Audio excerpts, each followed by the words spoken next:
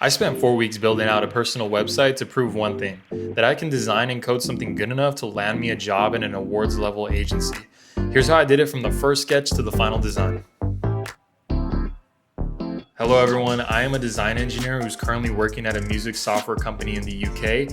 However, lately I've been wanting to work on stuff that's a little bit more creative and is pushing the limits of what my technical expertise is. I decided that I wanted to start working at a design agency because they create the most immaculate websites you could see and they rack up awards on the daily. I started to think what my website would have to look and feel like in order to match the quality of these websites, and more importantly, could I pull something like this off? Okay, so before diving into Figma or doing any sort of inspiration at all, I knew that I had to identify the main goal of my site. In this case, it was to showcase the projects that I've done for clients and some small work that I've done at TrackStack. It's important to nail this down because design is not just an art, it needs to solve a real human need. So in this case, I knew that I had about 10 seconds at the beginning of my site to really wow the viewers. So I decided that I wanted to go with something like a video showreel where I can just have this huge compilation of all my work, things that I've done, and it'll give like a teaser, so to speak, into what's going to be coming in the rest of my site. Okay, so the very first thing that I like to do whenever kicking off a new project is to establish a visual identity. And you can sort of think of this as like an art direction. It's just helping me understand visually where we're gonna start navigating and what things are gonna look like. I typically make a mega mood board, borderline unhinged, but I need to get as much inspiration as I can with each project. A few things that I start to identify with a lot of these websites is exceptional design, clean typography, scroll behavior that makes you smirk, and playful but purposeful motion. I started to organize everything into a Figma file to keep my art direction aligned, and I decided that I was going to go with a minimal, confident, and bold style. Okay, so we're finally moving into the design phase, and the first thing that I like to nail down is the color palette and the typography. I knew that I was going to go with a minimal color palette for my site with a lot of whites, grays, and blacks to let the work shine, rather than doing some really colorful website that you see for certain brands. Just didn't make sense in this context. The color palette itself was selected from Tailwind CSS. I typically choose either their zinc, neutral, or stone palette. When it comes to typography, I like to check out many different type foundries, both free and paid. In this case, I found a really clean one called Sans, which kind of has a Swiss modern feel to it. Alright, now for the fun part. I started sketching my wireframes on paper. I like to keep it like this to avoid jumping into pixels too early. Once I had all that layout down, I designed my high fidelity versions in Figma for both desktop and mobile. One thing about me is I'm kind of a perfectionist, and it's kind of annoying, but that's just the lengths that I have to go sometimes to make things feel like they're pixel perfect. I always try to refer back to my mood board to keep myself grounded on my original design. And there's some times where I feel like if I have an idea already thought out in my head, I'll go ahead and run with it and not really spend too much time designing it.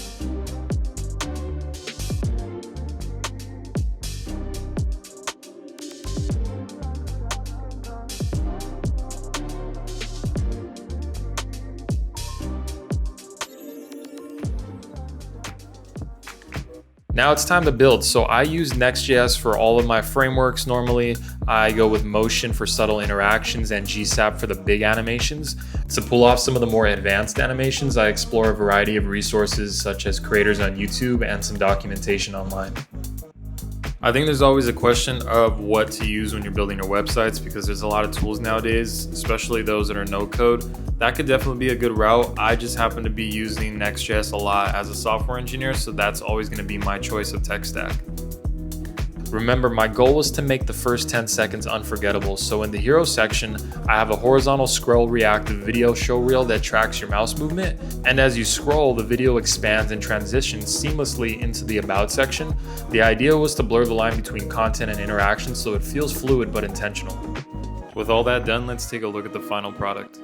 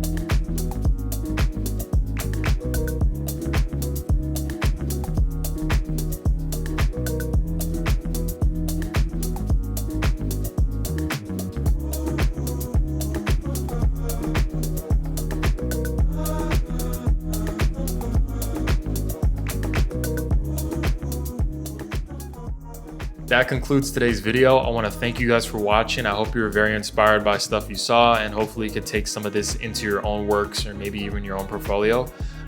This is a new YouTube channel for me, so I'd appreciate if you subscribed, if you liked, if you put any sort of stuff that stuck out to you in the comments, and maybe even content ideas for the future. I'm going to be posting a lot more videos here. I'm also very active on Instagram, so I will put my handle in the description. But other than that, I've got some applying to do, so I will see you guys later.